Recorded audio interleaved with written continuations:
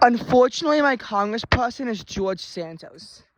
George Santos got elected by around 5% margin in 2022, as Republicans had a slightly favorable year. Actually, they didn't. But in particular, a red wave did sweep across New York. Hochul was nearly ousted by Lee Zeldin, winning by only about 6%. That's quite a narrow margin for a Democrat in one of the bluest states in our country. And as far as the House seats go, Republicans flipped 3 seats, Democrats lost 4. One of those seats is the 3rd district. Tom Suozzi resigned to run for governor. He failed miserably at it. But now we have George Santos. Now, the New York Times initially began to investigate some of his financial claims and whatnot that actually could get him indicted. But then again, people get away with these kinds of fraud a lot. I know Merrick Garland, doesn't really like to pursue his case. While Letitia James could do something, and she's certainly known as being a lot more partisan, they've only begun the New York investigation recently. That being said, Trump will try to run for president, and he'll probably succeed unless indicted. So Trump is another person who, in order for me to think that the Republican Party is going to be saved, because it should be saved. It's normally a better party than the Democrats, but it's being tainted right now heavily. And I think that for Trump to get arrested, well, it will be a political nightmare. It's ultimately going to lead to a political realignment that's for the better of this country. I mean, you make a few top-profile arrests, but usually you squelch the rioting, and then you become unstable, but it eventually calms down. Every political nightmare eventually calms down once the leaders are arrested. So George Santos, so New York Times will begin to investigate financial claims on George Santos, and because obviously he could be arrested if he is found guilty on that, and they might try to indict him too, which, if convicted, would mean he's removed from Congress. But then again, I don't think that's going to happen anytime soon. But then the New York Times found something interesting. I do apologize for beating on the bus for 2.5 minutes just to get to this point. But every single thing that George Santos claimed was pretty much fabricated. It was false. This is one of the most prolific cases that we've seen, and even the Republicans don't like it. George Santos was excluded from a photo with Kevin McCarthy, Republican representative from New York. He had no one to sit next to. He's not getting any committee assignments. He spent part of one of his first days in Congress hiding in the closet. Pretty much nobody likes George Santos right now, and the Democrats especially hate him. If he was in a Democratic Congress, then Hakeem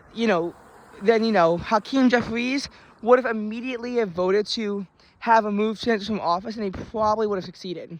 Santos will not resign, though. No matter how much pressure he's put under, he will not resign. Maybe eventually there's an investigation where no matter what he's going to lose, he might. I know that was the case with Governor Cuomo. He refused to resign when allegations came out in March. But by August, when everything was confirmed to have been true, once the legislature was looking to impeach him, Governor Cuomo decided that he would resign in 2 weeks. And that's how we got Hochul in the first place. We got Hochul because Cuomo, they found an investigation. But it wouldn't really work. And here's the problem. McCarthy will not motion to remove George Santos, and he's a speaker, so he could just block everything forever. He does not have to let it come to the floor. But there's another catch to that. Kevin McCarthy took 15 ballots to be elected. 15. He had to make a bunch of concessions, such as any one member could initiate a vote to remove Kevin McCarthy as speaker. He had to make that promise. Or else he would not become speaker.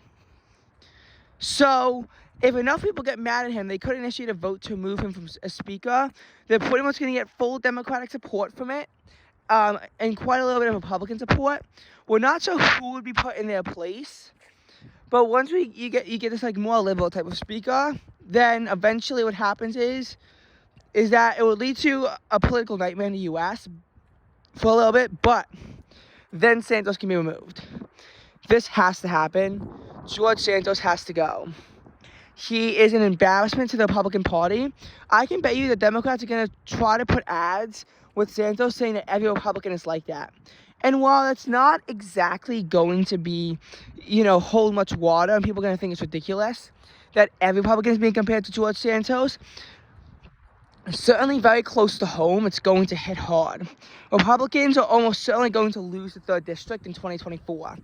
I think that no matter who they put up, they won't be able to deal with the after effects of George Santos in Congress. And I think that if a lot of seats around us, I mean, keep in mind, pretty much every seat in Long Island was won closely except for Garabino. Democrats could wind up flipping the 1st and 4th districts too. I would certainly put quite a bit of faith on it that Democrats will be able to flip these 2 important seats. And, meanwhile, while this is happening, I think that we could also see some other people, potentially lose their seats across the country. Democrats are going to talk about George Santos, and while Republicans are going to counter it, saying there's an unreasonable assumption. I feel that for the Republicans, the more they distance themselves from George Santos, the less that George Santos is going to be brought up. And I think that that's why they're all distancing themselves from Santos.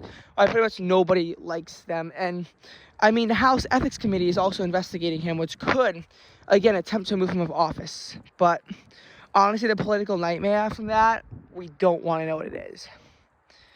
Having said that, this very real situation of internal politics in America could lead to absolute disaster globally. The United States is one of the most powerful countries in the world. We see these political insurgencies going on in places like Libya and Syria. But a lot of times more vigorous protests get squashed, like what's going to happen in Iran with the protests, or what happened in Spain with the Catalonia. There was a war, but Catalonia lost. Although they didn't organize very well. But what we have to understand with the U.S. is that it's one of the most powerful countries in the world. And with the way that things are going in Congress right now, with political tensions at such a heightened point that they are about as bad as they were back in the early 1860s, I could see a civil war brewing. This is scary, but I think that if America was to just split apart in 2, we could see a civil war. But I think that it could be worse. It could be a full-on revolution that could strip America of her democracy. America, which was founded on the principles of democracy, could wind up becoming a dictatorship, at least temporarily. And whatever happens from there is just downright scary. While the U.S. is battling itself out, though, we have to remember that global politics is going to be in a very iffy situation. Especially if the UK drama boils down to Scotland declaring war on England. As of right now, England is not letting Scotland leave on its own to let Scotland back into the EU. So, the only choice for Scottish independence is a war. Scotland will be punished heavily if they lose the war for trying to separate. But Scotland has 95% of the UK's oil reserves. They could use that to their advantage. While this could be something that winds up becoming squashed quickly, I also see a potential Scottish war of independence if they can quickly militarize to be something that at least goes better for them than the Catalonian revolt did for the Catalonians. And the UK is another very powerful country. If both the US and the UK are dissolved into civil war, global politics from this point going forward is a nightmare. Russia, as we know, already after Ukraine, already wants to go for Moldova. But they also want a lot of NATO countries back. They do. But here's the thing, they're never gonna get those NATO countries back if NATO is strong.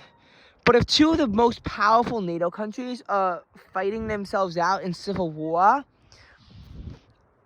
and potentially even removed from NATO, it would be bad consequences for the rest of NATO. You see, NATO would begin to not have a very strong foundation of themselves anymore. NATO would begin to become weaker because the US and the UK are going to be too busy responding to their own internal affairs.